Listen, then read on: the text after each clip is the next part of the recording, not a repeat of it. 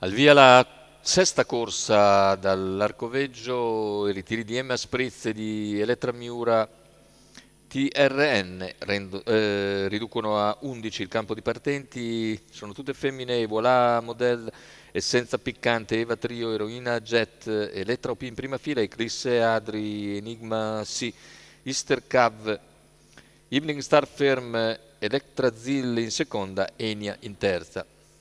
Favori per Elettra OP numero 6, Manuel Pistone, veloce a portarsi subito a condurre. E così, in poche battute, la netta favorita va in testa e conduce.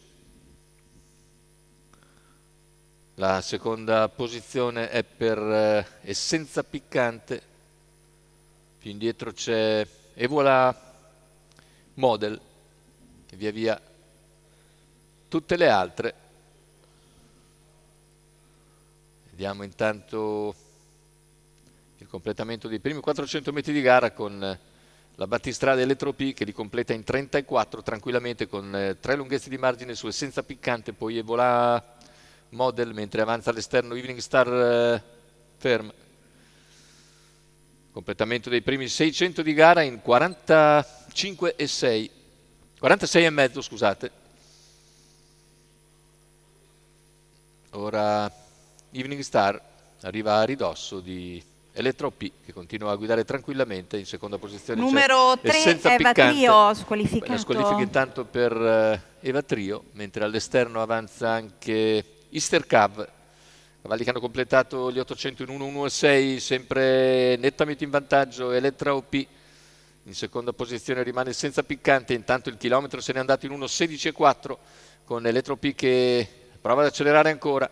In seconda posizione sta passando Evening Star Firm che supera Essenza Piccante a 450 dall'arrivo, intanto però prende vantaggio Elettra OP su Evening Star Firm. Essenza Piccante ancora in terza posizione ma in debito d'ossigeno, allunga ancora sul finire della piegata Elettra OP, numero retta 13 d'arrivo Enia squalificato. Elettra OP in netta evidenza, inseguita dalla sola Evening Star Firm, va a concludere netta vincitrice Elettra OP su Evening Star Firm, mentre per il terzo posto emerge Eroina Jet a centropista, più indietro al quarto e voilà Model. 1.15 e mezzo ragguaglio conclusivo, 30 secco a chiudere dopo un 29,3 di penultimo quarto, significa 59,3 per il giro finale.